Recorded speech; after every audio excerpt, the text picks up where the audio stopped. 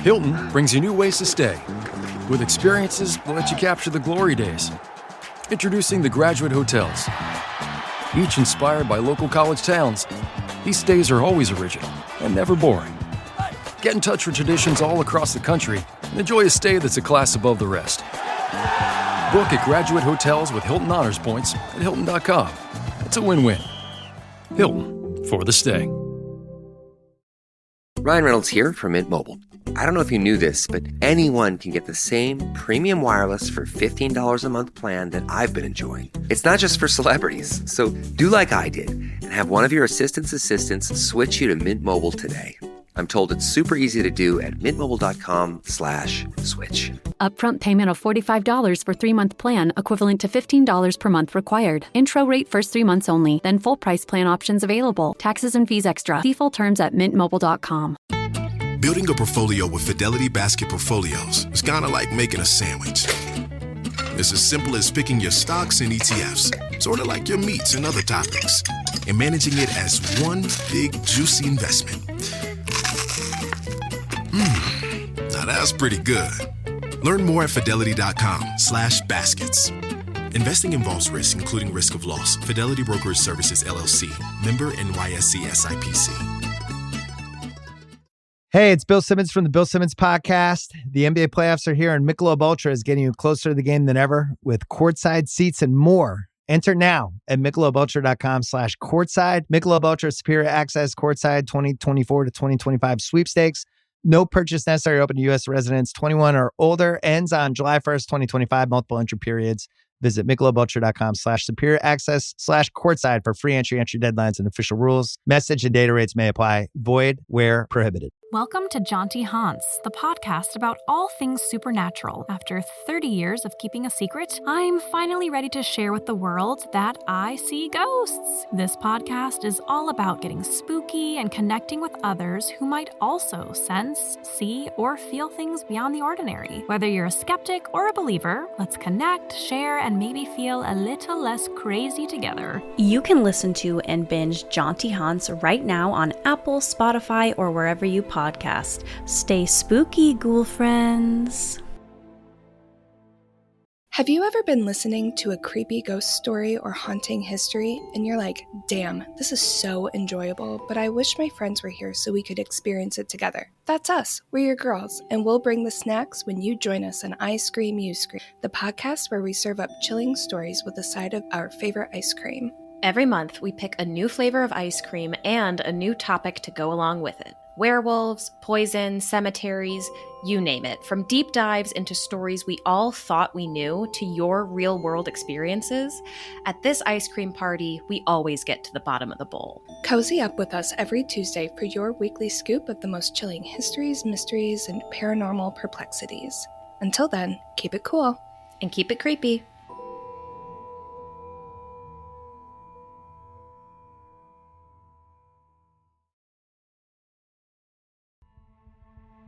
Thanks for listening to the Red Treehouse, where I tell scary stories to keep you up at night. You can listen to the Red Treehouse on your favorite streaming platforms. Be sure to follow, like, and subscribe. Oh, and leave a 5-star review. And now, you can find the Red Treehouse on Patreon. Join the Red Treehouse community for as little as $3 per month and receive exclusive member benefits. Simply go to patreon.com/Red Treehouse. Important note: sources for this episode can be found in the show notes. The Red Treehouse is dedicated to my dad. I love you, Pop.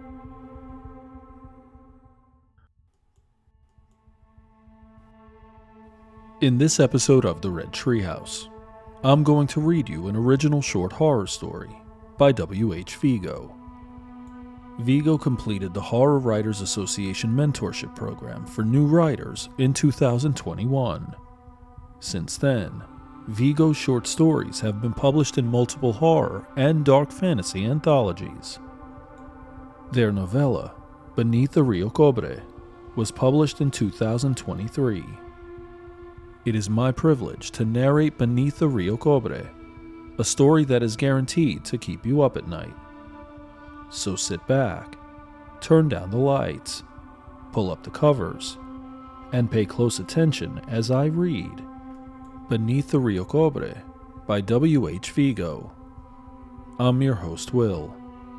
Welcome to the Red Treehouse.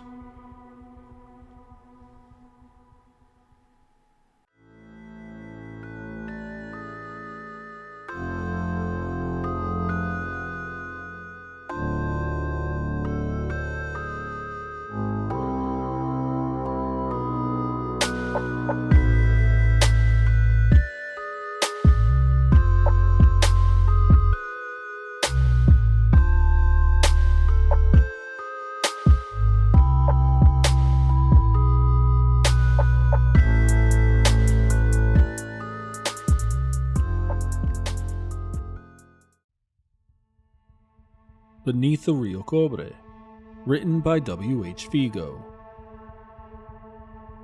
Kingston, Jamaica, 1925. Solicitor Archibald Grant continued to notarize documents as Virginia, his secretary, crossed the sunlit room. She opened the large windows, letting in the sound of rustling palm trees and the scent of hibiscus flowers. Archibald reached for his glass of water, then gulped it down. This dry season was intensely hot and humid in comparison to those of recent years, and the building's concrete walls made Archibald feel as though he were sitting in a Dutch oven, baking alive in his fitted suit. While he detested the discomfort, he was used to it, having been born and raised on the island to an Irish father, a banker, and Jamaican mother. However, he imagined that the heat would likely be burdensome to his anticipated guest, Mr. Chambers, a wealthy, eccentric merchant visiting from England. Archibald did not know much about Chambers, other than the few details his contacts had shared, styling him as a man of property, status, and education. Chambers never mentioned the reason for his visit in his telegram, but stated several times that absolutely no one should know of their meeting. A curious deviation from the banal property and livestock disputes Archibald was used to. "Will there be anything else, sir?" Virginia asked. Archibald glanced at the grandfather clock to his right, its enamel face showing 10 to noon. "Another pitcher of water and 2 glasses," he replied. "Then you may leave for lunch. I will see my guest out." The clock struck noon, and as its chime echoed, the breeze outside Archibald's window suddenly stopped. A knock at the door. Archibald strode over and opened it to a red-faced man in a fine linen suit, with a matching bowler hat clutched to his chest. The man had a narrow face, paper-thin lips, brown and gray hair, and glass-like blue eyes. They reminded Archibald of a doll he gifted one of his daughters when she was a child. The poor girl was too terrified to even be in the same room with it, bawling that its eyes were following her around the room as she played. "Good afternoon. Mr. Chambers, is it?" Archibald asked, to which the man nodded. "Good day, Mr. Grant." The men shook hands, then went and sat at Archibald's desk, Chambers crossing one knee over the other. He looked past Archibald for a moment, admiring the view behind him. "There's a golden swallow in your garden. Quite the rare creature," he said. Archibald glanced over his shoulder at a small copper-colored bird, perched on one of the branches of a barren mango tree. "Interesting," Archibald remarked. "You've a good eye." A corner of Chambers' mouth curled upwards. "I have an eye for rare things. I enjoy collecting them." Chambers reached for his glass of water. As he tipped it to his lips, Archibald noticed something fluttering beneath the right breast pocket of his jacket, its linen vibrating like a dragonfly caught in a net. Archibald parted his lips, but the Englishman had already placed a hand over his chest. Mr. Grant, I wish to commission your services for a discreet expedition to the Rio Cobre River, Chambers announced. Is this a property matter? Archibald asked. Mediation, Chambers replied. He lifted his hand away from the pocket, which now lay flat and still. Archibald blinked. The humidity must have gotten the best of him. He took a sip of water. For the past 10 years, I've been coming to Jamaica twice annually, hunting all over the island for an exceedingly rare creature, Chambers said. My efforts eventually led to the Rio Cobre River, where the creature was last sighted. According to the locals, it has grown more reclusive ever since the flooring of Flat Bridge collapsed into the Rio 5 years ago. Do you recall your work with the farmers then? I do. The collapse was an economic blow to the people in the countryside. They couldn't get their produce delivered from the northeast to the south for sale or export. I assisted some farmers and estate owners in receiving compensation for their losses. Archibald folded his hands neatly on top of his desk. Mr. Chambers, I am not familiar with hunting or material collections that do not involve coins or stamps. I doubt my services are appropriate for your expedition, but can connect you with others who might. Chambers leaned forward in his seat and spoke in a low, calm voice. Mr. Grant, I am very close to catching this beast. On my last trip, I was able to take a piece of it before it escaped. Archibald tilted his head. You took a piece of it, and it's still alive. I'm sure of it, but the country folk and fishermen do not like anyone supposedly disrupting the river. A familiar face may put them at ease. However, to further complicate matters, I hear the new governor of the parish is quite hawkish. Any squabbling at his ear from the locals, particularly at an economic juncture, would destroy my progress. I see. So you're requesting that I liaise with the villagers and fishermen on your behalf, so you may continue your hunt undisturbed. Precisely.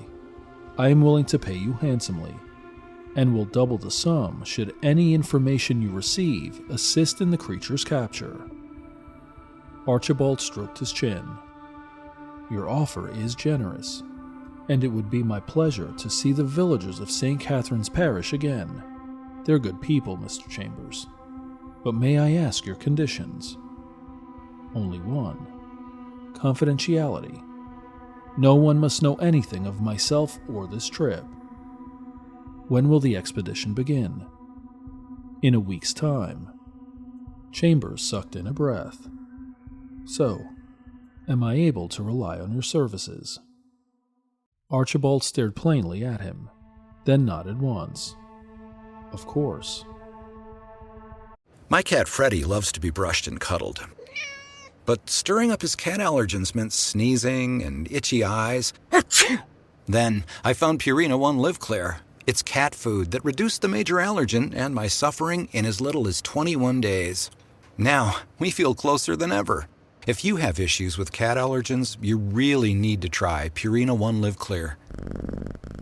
Try new Purina One Live Clear today. Purina One, a difference from day one.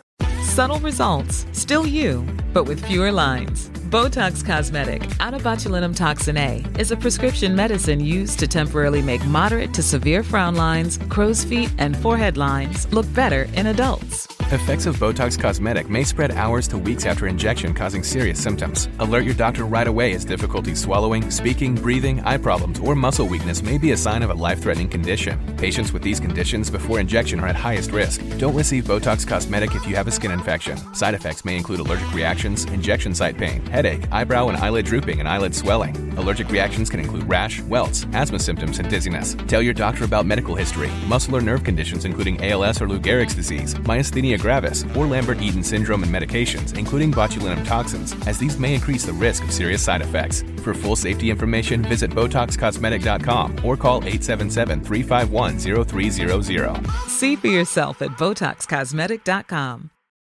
This episode is brought to you by Loom by Atlassian. Are you feeling stuck at work?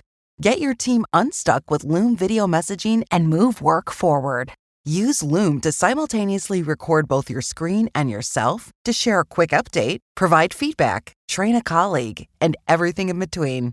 Plus, add Loom AI to your meetings for instant written notes and recordings. Try Loom today at Loom.com. That's LOOM.com.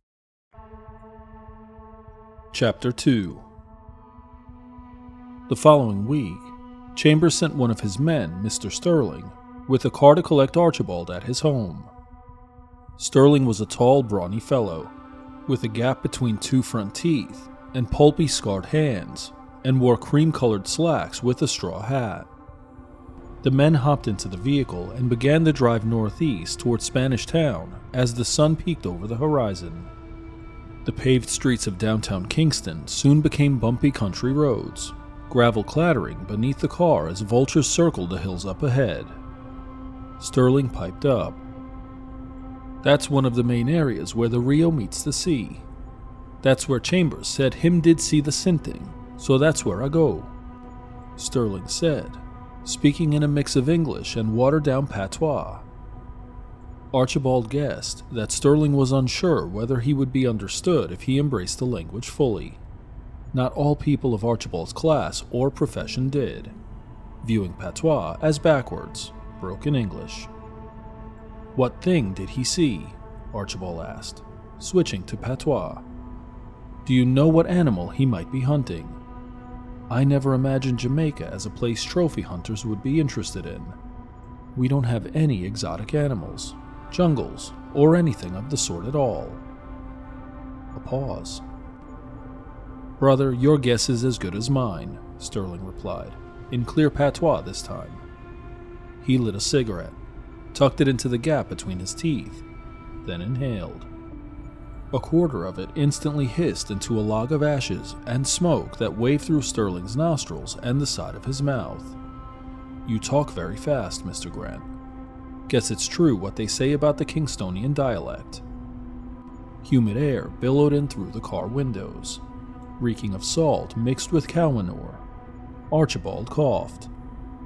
"Where are you from, Sterling?" he asked. "Ocho Rios." "That's far in the countryside. How did you get involved in this excursion?"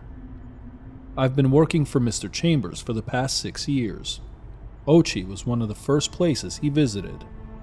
He said the man he'd hired before me drowned. I can swim, though." He shrugged. "Pays better than fishing. Why are you coming along?" "Me?" "Yeah. Mr. Chambers has never hired a lawyer or solicitor before an expedition. I don't know why anybody would need a lawyer for a hunting trip." He chuckled. "And if you don't mind me saying, you high-colored folks are usually sitting comfy at desks, not out here with us dark-skinned people getting burnt up in the sun for a day's pay." "Chambers asked me to check on some old clients, nothing more," Archibald answered. "I did some work with the farmers living nearby Flat Bridge, and along the Rio a few years ago, right after the bridge had collapsed." "Oh, I remember. It was all over the newspapers for days. Big stress," Sterling said, shaking his head. "Last month, Chambers sent me up to where you're going. Visited a few times to chat with the villagers. Nice people. The old ones would tell me long folk tales like I was one of their grandkids." The men laughed. Sterling smiled. "If your name is still in their mouths, you must have done a damn good job of helping them." "I did my best. You must be quite skillful in your work as well, to be rehired year after year." Sterling pinched a dying cigarette between 2 fingers, then flicked it out the window. "Not next year. His wife is 6 months pregnant. He doesn't know when he'll be back after this." As the men continued to drive, Archibald gazed at familiar landmarks. The humble steeple of Ebenezer Church, followed by a long row of ackee trees in bloom, which he hoped still belonged to the farmer who first welcomed him to the community, Mr. Reed. Archibald remembered him fondly, a hearty fellow who laughed from his belly and told stories longer than the Wall of China. The man was proud of his property, and the fact that his trees tended to yield a high amount of savory ackee fruit, a delicacy unique to the island. Archibald looked forward to meeting him again. Sterling followed the road, the rigid terrain gradually smoothed as they approached the parish, the Rio Cobre occasionally visible behind the lush trees and vegetation. "Look at that. They're building houses now," Archibald remarked, pointing at a handful of small, colorful homes. Sterling nodded. "Some of the country people moved down here from up by Flat Bridge, and from Spanish Town when the government started to develop the area. They say they're going to try to contain the on and off flooding from the Rio and deal with the growing population, so they've been building and damming little by little." People soon started to appear at the riverside. 1, 2, a few small groups, and then crowds of dozens, all staring and pointing at the water. Archibald noticed some of the women holding handkerchiefs to their faces and a handful of police officers milling about. Sterling said firmly, as though he'd gotten in the last word of an argument. "See that? Somebody drowned." A somber air settled in the car. Sterling pressed on the brake as people hurried across the road. Some left their cars, carts, or animals at the roadside. A young girl, pushing a small fruit-filled cart, passed them by. The cart was in abysmal condition, the wood cracked and weathered, its wheels squealing like terrified rats. But the offerings looked appetizing. Mangoes, pineapples, bananas, oranges, and a large spiky jackfruit. The girl had an oval face and plump lips. A white headscarf framed her features. And she was scrawny, or maga, as Jamaicans would say. She wore traditional clothes bearing the remnants of her labor, a fluffy white blouse with yellow blotches of old sweat, and a red checkered skirt tied around her waist with a rope, its blackened frayed seams tussling around her ankles. Archibald waved at the girl through the window. She approached the vehicle, the rickety cart swinging every which way, and he wondered how she pushed it with her twig arms. "Good day, gentlemen," she said, peering into the car. "What would you like?" "I have mango, banana." "How sweet are the mangoes?" Sterling asked. "Very sweet, sir, and full of juice. They can quench your thirst." "All right, we'll take half a dozen," Archibald replied, reaching into his pocket, fumbling for his wallet. "How much are they?" The girl's eyes studied Archibald's suit and Sterling's crisp dress shirt. "1 shilling, sir." "1 shilling?" Sterling cried. "No, girl.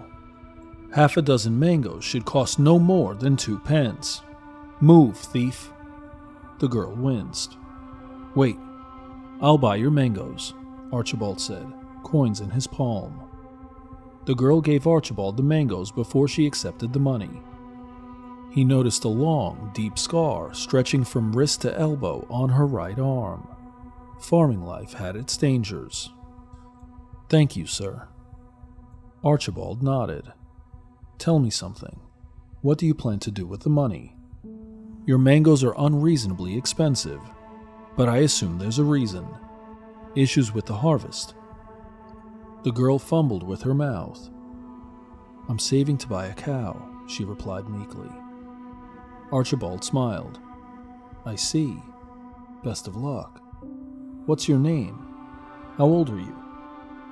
"My name is Catherine. I'm 17. "Ah, same name as this parish. You know, one of my daughters is 20 and—" "Stop talking to that wretch, Mr. Grant," Sterling protested. "Girl, move from my car." He waved his arms at Catherine as though she were some stray goat gnawing at his rubber tires.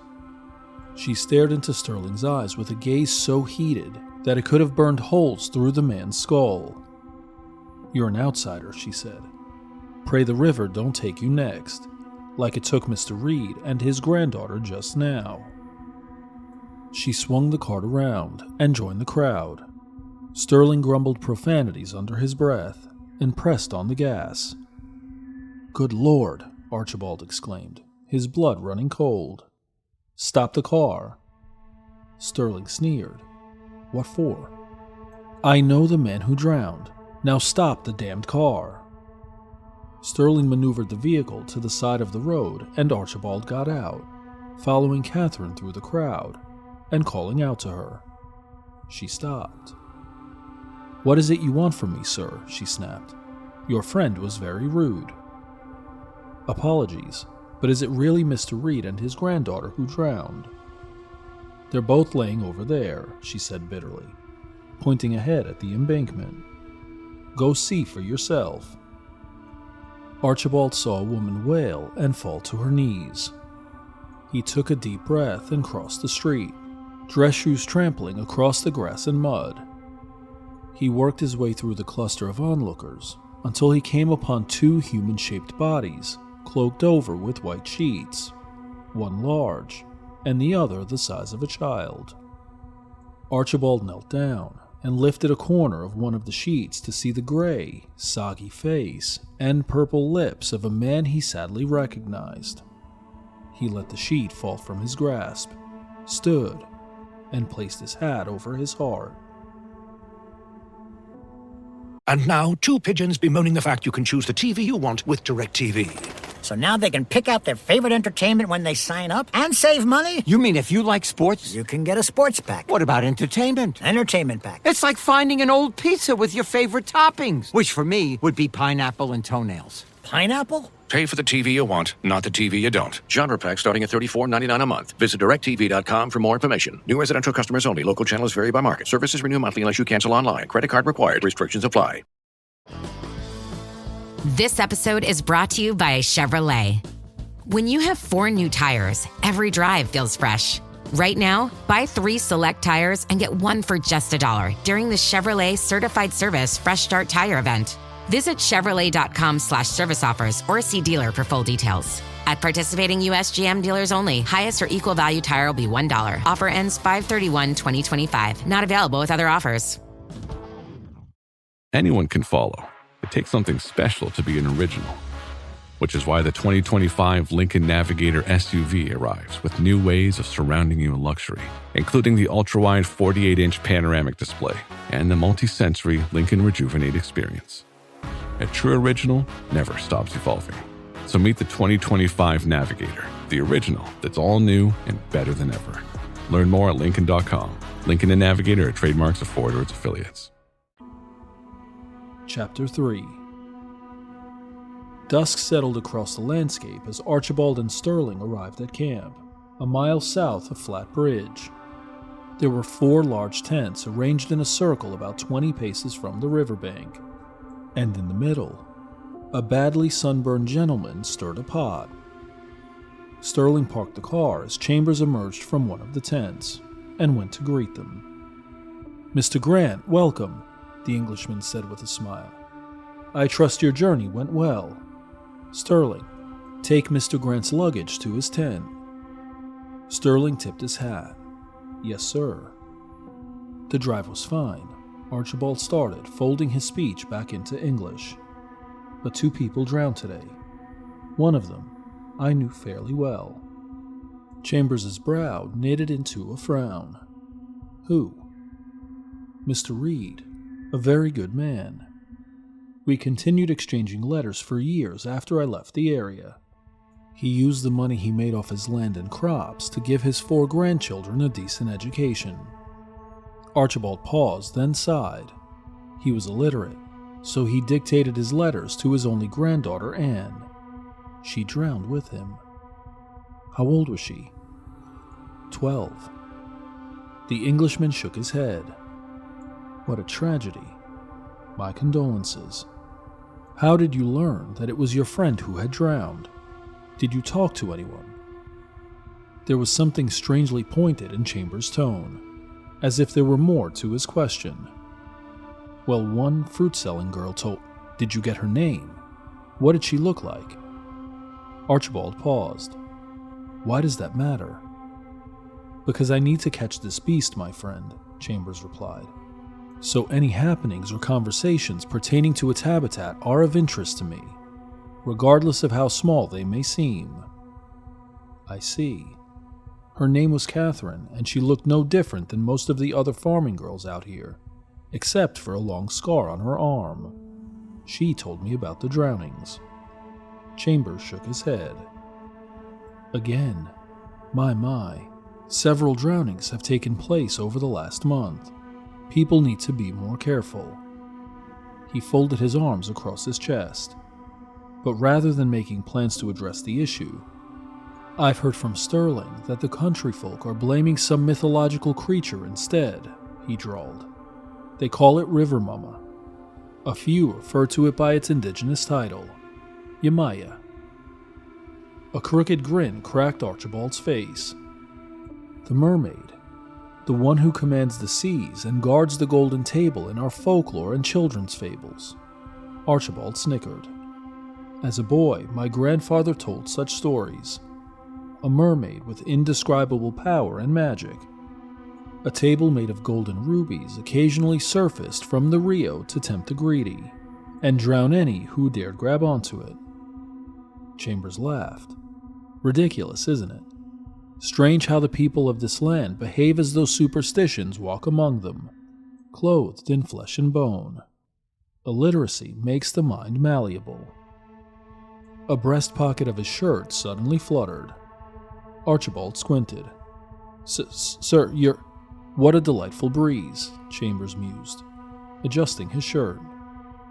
He stood, then gestured at Archibald to follow him. Come, let me introduce you to the rest of my crew. They went into the middle of the camp first and greeted the sunburned man, still busying himself over the pot. Mr. Grant, this is my personal chef, Mr. Auclair, Chambers said, trained in France. He's working on an improvisable reed recipe for supper, a classic fish stew. Auclair bowed his head politely. Bonsoir, Monsieur Grant. A stern-faced gentleman approached from behind the camp. Clad in suspenders, he had dark skin, yellowish eyes, and deep frown lines slicing the corners of his mouth. He smiled. Good evening, Mr. Chambers, Mr. Grant. He extended a hand, and Archibald shook it, the gun strapped to the man's back rattling. I'm Mr. Dunkley. Dunkley's an excellent shot, Chambers enthused. He likes his space, so he sleeps further down, away from the camp, but will join us for supper along with Sterling. I'm looking forward to it, Archibald said. Pardon me, but where is your latrine? Oh, yes. Apologies, of course. You'd like to refresh after such a long journey. Dunkley, please show Mr. Grant to the latrine. I'll be in my tent. Dunkley took a step forward, and Chambers placed a hand on his shoulder. He whispered something into the man's ear, patted him on the back, then walked away. Night fell, thick and heavy as swamp mud. Archibald lay awake on his flat, hard bed, listening to the chorus of frogs and crickets outside his tent. Without the light coming from his lantern, he wouldn't have been able to see his hand in front of his face. A mosquito whizzed by his ear, and he slapped his cheek. A splotch of red bloomed in his palm as cold sweat trickled down his back. This place was a far cry from his neighborhood, the Golden Triangle, an affluent community of whitewashed streets and luxury houses where politicians and aristocrats resided. Archibald sat up and took a drink of water from the canteen by his bed, wondering how his wife and daughters must be doing back home, laying in comfort like diamonds on a pillow.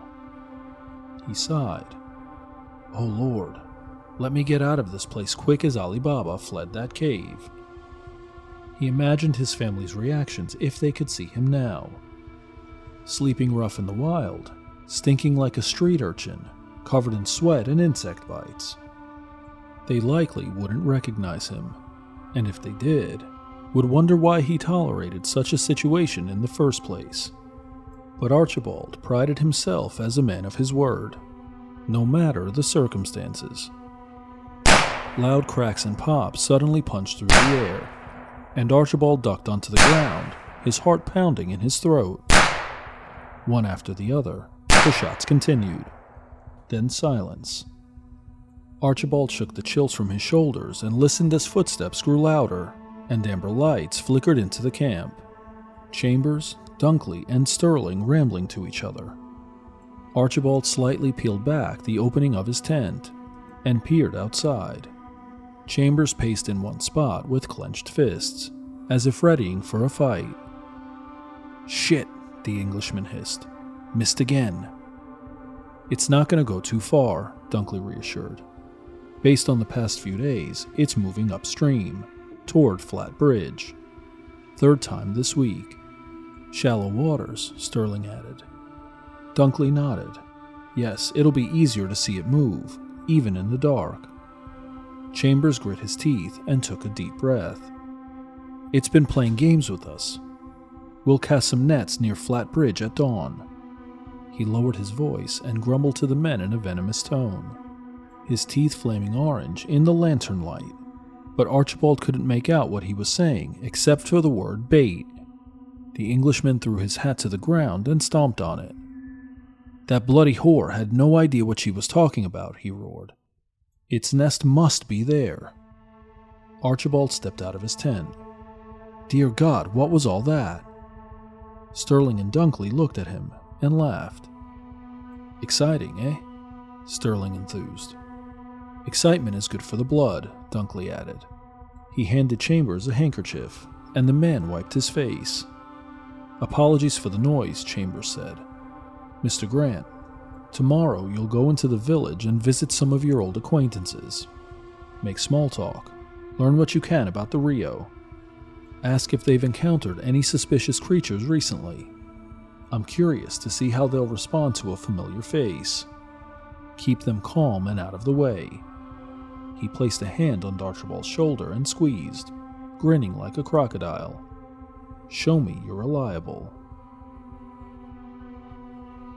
Paying rent can feel like throwing money away. And when you're spending so much, it can be hard to see yourself buying a home. So Rocket Mortgage is helping you put your monthly rent towards home ownership with Rent Rewards. For the first time, save up to $5,000 off the cost of your first home just by paying rent. Only at Rocket Mortgage. Call 800-4ROCKET or visit rocket.com to find out more. Rocket Mortgage, LLC. Licensed in all 50 states. NMLSConsumerAccess.org. Number 3030. This episode is brought to you by Pluto TV. Are you looking for your next case? Pluto TV has all your favorite crime dramas streaming for free, which means suspicion is free, with countless cases to crack. Watch CSI, Criminal Minds, NCIS, Blue Bloods, Tracker, FBI, and SWAT, all for free from all your favorite devices. Feel the free. Pluto TV. Stream now, pay never. Chapter 4. The next morning, Archibald trekked the winding dirt roads leading to the village. Sterling had dropped him off 1 mile away because Chambers didn't want anyone to see the car, explaining that it might draw too much attention as vehicles were still rare in the countryside. As he neared a set of small concrete houses with tin roofs, Archibald heard ear-shredding screams and a cow mooing fearfully, shouting, cursing, and scuffling. He hurried ahead and found a small crowd of villagers, shaking their fists and yelling. In the middle was Catherine, covered in filth, her face bloody and beaten. She held tightly to a rope around the terrified cow's neck as she confronted a hollering plain woman in a blue frock. The woman punched Catherine in the face, and she faltered. Catherine quickly regained her balance and slapped her attacker, who shrieked and held her cheek. Catherine pulled a knife from her apron and brandished it at the crowd. Her opponent growled like a hound hungry for blood, and lifted a large rock off the ground and over her head before being restrained by 2 men. "Witch! Obi, witch!" the plain woman bellowed, spittle flying from her mouth. "Don't you all see what's happening? The angel of death is flying over our rooftops." "It's my cow. Move," Catherine screamed. "Pure devil worship," an old man hollered. Get out of here, Obi. Where you even come from? Everything has gone upside down since you've showed up. You don't even live nowhere. Leech off of captured land like tick on dog. Archibald listened carefully. The country folk spoke a different dialect of patois with deeper, guttural accents. What is going on? He asked, stepping into the middle of the fray. The last time I came here, everybody was living well together. And captured land. Why are you accusing this girl of squatting on someone's property? Who are you? The old man demanded, jutting out his chin, chest puffed out. I'm Mr. Grant. I came here 3 years ago, after Flat Bridge collapsed. Oh, a stout woman in the crowd cooed, her white headscarf sagging to one side. Mr. Grant, I remember you. You helped my husband Clive. Marcia, Archibald exclaimed. He smiled sheepishly. Sorry, I didn't recognize you. Marcia grinned, hands on her broad hips. That's because I've had 3 children since your last visit. You should come up here more often. She turned to the old man. Uncle Ricardo, you remember Mr. Grant? He helped you when the field flooded. The old man stood about gape-mouthed, squinting. He slapped a hand to his forehead. Oh yes, Mr. Grant, how you do? Happy to see you again. Ricardo hobbled over and wrapped his withered arms around Archibald. Mr. Campbell, was it? Archibald asked. Yes, the man replied with a grin, his rows of teeth akin to a busted picket fence. Sorry you arrived when this foolishness is going on. Stupid girl want to kill Cal like that's gonna solve anything. Fix what? Archibald asked. The drownings, the woman shouted, still restrained by the men. We need to get the pastor and pray, but that fool wants us to play with the devil and fight with God by sacrificing a cow in the Rio. A middle-aged man with coily hair and an athletic frame scoffed. Pastor's already come and gone. How many times now? Nothing changed. Police, same thing. The cow needs to die, he said, and a handful of villagers yammered in agreement. The ancestors are angry, but River Mama, if anger was a mountain, she would be sitting on its peak. All the fish are gone. Only things in the river now are dead bodies, ghosts, and spirits.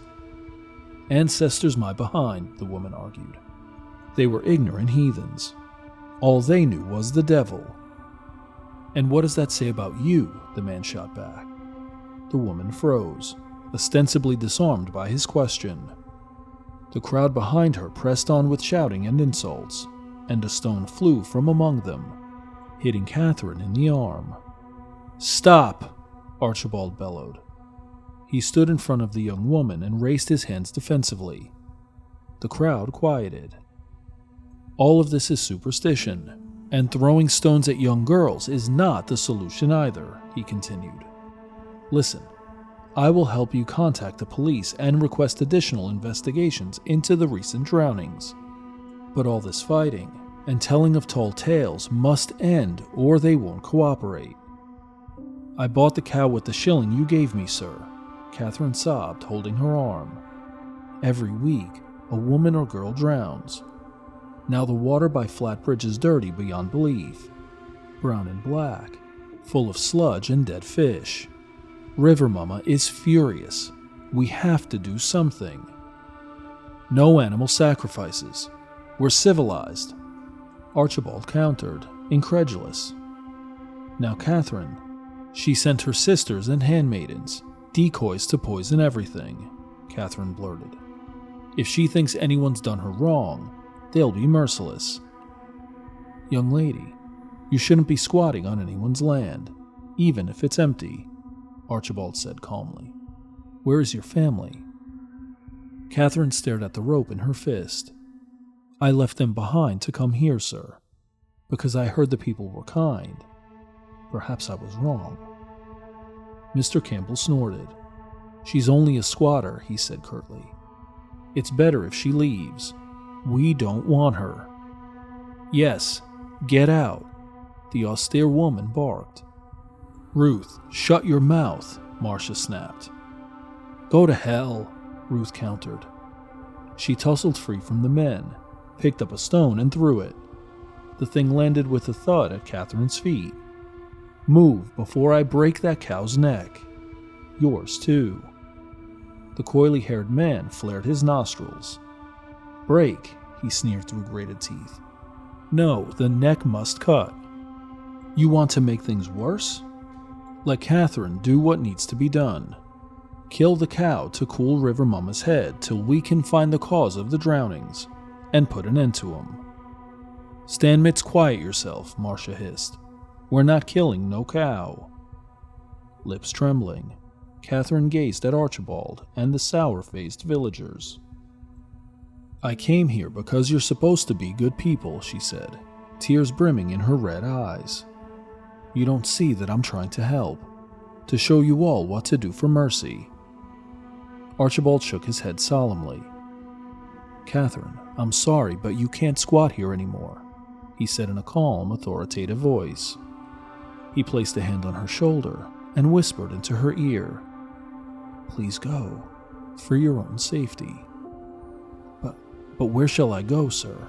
Catherine asked, lips quivering as tears streaked through the pale dust on her face. Archibald sighed. "Back to wherever you came from, dear." Catherine sniffled, yanked on the rope, then started down the dirt road with the cow, crying. Ruth stormed off with a grunt, and the crowd quietly dispersed. Marcia snorted. "Don't mind rotten Ruth, Mr. Grant. Only negativity and stupidity come out of her mouth." Mr. Campbell took Archibald's hand into his and squeezed it. "Oh, thank you, the old man said. "Just like before, you came right in time to help us. You helped us recover and feed our families after Flat Bridge dropped down. And now, you helped us cast out that dirty Obi." Archibald scoffed. "Witches, sacrifices, mermaids, magic, ghosts. I'm a God-fearing Christian, Mr. Campbell, but don't believe in any of that nonsense. No one should." So that's how you think," the coily-haired man interjected, stroking his thin beard. "Look how dirty the Rio will get now. Catherine right. River Mama gonna show her face real soon. She hate when females get hurt, and if the cow don't kill as penance, she soon come. Watch." "And who are you?" Archibald asked. "My name is Stanmitz. I fish and I can dive. It's me who pulls the bodies from the locker each time. All of them." "The locker?" Archibald echoed. "What is that? Tell me more." "Come with me, Mon. Make I show you." "Thank you. I can take a look and give more details to the police." Marcia folded her arms and frowned. "Yes, Mr. Grant. Make Stanmitz show you. He can tell you everything. Most of we don't want to talk about it. It's too sad." Are we still on the trail? Is this pack getting heavier? More switchbacks? Why am I doing this? At REI Co-op, we believe there are places within ourselves. Just a little further. You got this. That we find only outside. Wow. Look at the stars. This is incredible. We have the gear, inspiration, and advice to help you get there. REI Co-op. Visit rei.com. Faraday presenta Ojos con Alergia y Picazón contra el jardinero. Y el ganador es Faraday Extra Fuerte. Para aliviar la picazón de los ojos por alergia, actúa más rápido y supera a Claritin y Flonase aún a las 24 horas. Faraday, adelante. Chapter 5. Archibald followed Stanmitz to Flat Bridge. The pair walked along its grassy banks, watching the cloudy, waste-colored water rush downstream, filled with motionless fish, their silver bellies shimmering through the muck. They came upon a raised embankment, and Stanmitz pointed below, into a cavern. "See that," he said. "The bodies, when the river snatched them, some of them wind up stuck in there, We call it Dead Man's Locker. Important to draw them out, you know? Not just for burial and the family. The spirit can be trapped, or maybe River Mama take them as she like.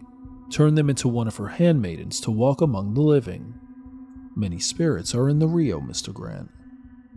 Archibald squinted, staring into the swallowing, watery abyss. Other spirits. More tall tales, Stanmitz. Stanmitz shook his head, chuckling. Believe whatever you like. Many of our enslaved ancestors died building Flat Bridge. Their souls still are here, screaming for help. People drown over and over. Carts, animals, cars, all fall into the Rio with no explanation and no survivors. He rubbed the back of his neck. We just never had so many drownings in such a short period of time. River Mama actually peaceful, you know? But she don't tolerate disrespect of women or the water because she rule all waters and everything in them. When she ready, she curse you, or send one of her handmaiden or sisters to curse you. From then on, your life done. Archibald laughed. Inwardly, he had already decided to ignore any further nonsense. Curses. Come now, there's no such thing, he stated. Let's be serious. How many people have drowned recently? Were they all women? Archibald asked. 11 people drowned this month. All female except for Mr. Reed. I see. Is there anything else I should know? Stay away from the Rio. River Mama already hot with anger, and she take it out on outsiders. Worse still if you provoke her. Yes, Archibald drawled. Thank you for your time. Let's head back. After having lunch at Mr. Campbell's home, Archibald spent the remainder of the afternoon catching up with the villagers, who had children or grandchildren now, the troubles and triumphs experienced during the previous rainy season, and laughter about clumsy marriage proposals and the poor farming skills of some young people. As the sky turned orange and purple, Archibald said his goodbyes and shook hands with each of them, bright smiles all around, and felt a deep sense of satisfaction. He promised he'd be back in the next day to check on them and share any updates on the investigation. With that, Archibald started down the dirt road, back to where Sterling had dropped him off. Archibald checked his watch as thunder rumbled and warm raindrops peppered his shoulders. He wondered what could be taking Sterling so long when a set of headlights crossed his body and the car pulled up. Sorry I'm late, Sterling said. Mr. Chambers asked me to go to Spanish Town and pick up some entertainment. He bobbed his head in the direction of the back seat, and Archibald looked behind him.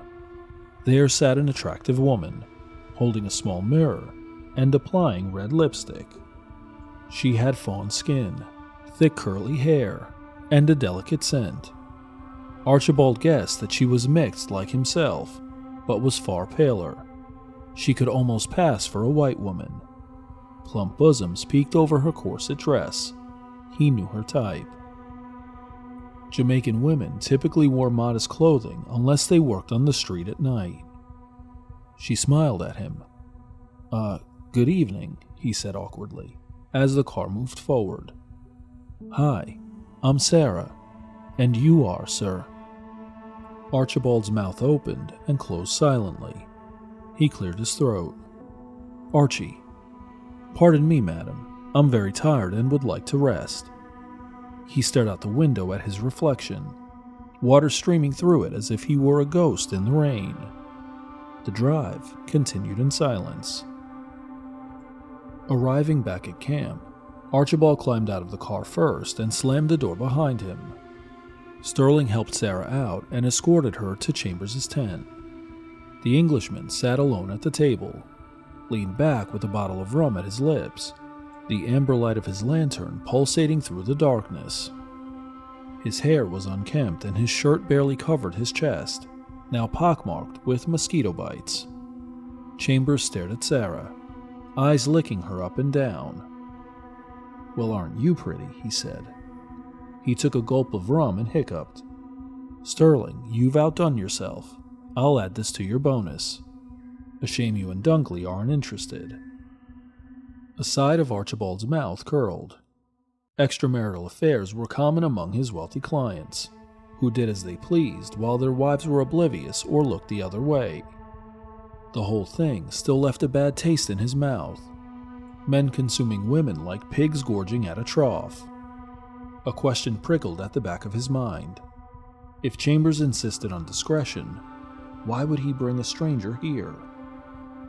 "Good evening," Archibald said to the Englishman, somewhat gruffly. "I'll be heading to bed early. Some of the villagers were incredibly annoying to deal with." Chambers scoffed. "Bed? No, not yet. Please have a seat. Tell me about your encounters today while they're still fresh in your mind. Sterling, take this woman to Mr. Grant's tent. She can wait there while we talk." Archibald hesitantly sat across from him. "Any news?" Chambers asked. "Nothing of importance." Chambers stared at him with an absorbing interest. "Nothing at all?" "No, just some superstitious stories." "Oh, how entertaining," Chambers enthused. He clumsily poured rum from his canteen into a beaten tin cup, half of it spilling onto the table. "Here, have a drink. What stories did you hear?" "The villagers mentioned the same folktale figure you had, River Mama.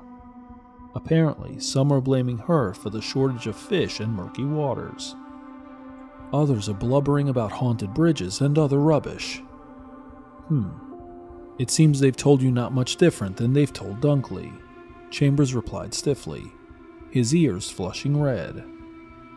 Archibald's brows knitted together. "Dunkley visited the area. When?" "Last year. They told him some amusing stories as well. Please continue, Mr. Grant." "Well, when I arrived, they were in the middle of a dispute among themselves, which has the community split into 3 factions. One group wants to sacrifice a cow over the Rio to appease the so-called mermaid. Another calls this practice witchcraft and would rather consult with the pastor, while the remainder wants nothing to do with the matter." Chambers tilted his head to one side. "A sacrifice?" "Indeed. One gentleman told me the creature is aggravated by the many drownings of women and will surface shortly for vengeance. The plan was to slit the cow's throat. Another villager threatened to break the cow's neck, supposedly to sabotage the ritual. Total barbarism. I find it quite interesting, actually. What was their decision?" Funnily enough, the fruit-selling girl I'd met the other day was the main one calling for the cow's sacrifice. Some of the villagers had beaten her and accused her of squatting and being a witch, so they decided to cast her out of the community. I asked her to leave, and she did. I let everyone know that I'd be delivering more information to the police regarding the drownings, and will update them tomorrow. Chambers' brows rose and fell. I see. Were they pleased? Thoroughly. Well done. Your reputation precedes you. The Englishman smiled, tipped the rum bottle to his head, and his chest pocket fluttered. He glanced at it, then at Archibald, who was already staring. Chambers put the bottle down, reached across the table, and picked up 2 glasses and a water pitcher, the mystery in his pocket still fighting for freedom. He poured water for Archibald and himself, then reached into his shirt and pulled out a large, translucent circle. Chambers held it near a lantern on the table, and Archibald mistook it for a magnifying glass, but it was thin as a leaf and glowed gold as fresh sunlight. What's that? He asked. Chambers smirked. You'll see. He placed the object on the table and drew his glass of water nearer to it. The thing shook and flopped mad as a fish on land, then launched itself upwards. Chambers slammed a fist on top of it, and Archibald jumped. Picking it up between 2 fingers, he held the writhing object mere inches from Archibald's face. "It's a scale," Chambers replied. "This is what we're hunting." Archibald swallowed hard. "From what?" "That giant fish you've been stalking." Chambers' grin stretched wolf-like across his face. "From something that will fulfill my wildest dreams," he said, his voice cool and calm. "Seeing is believing, Mr. Grant. But when you can reach out and touch the unknown, when you can take a piece of it, that is a rarity indeed." We'll pause here and pick up with part 2 of Beneath the Rio Cobre in the next episode of the Red Treehouse. I'm your host, Will.